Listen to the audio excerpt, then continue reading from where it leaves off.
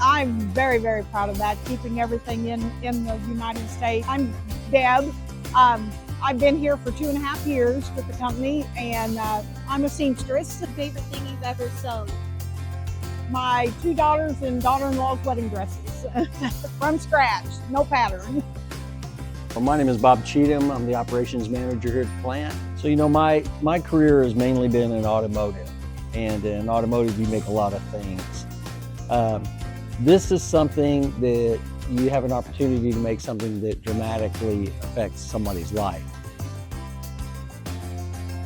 Trey Peters. I am 22 years old. I live in Batesville. This is a Batesville product that I love. She is a nurse, and they currently have 4 bariatric drives, and she said that there is no possible way that they would be able to lift the patients up without the Hercules.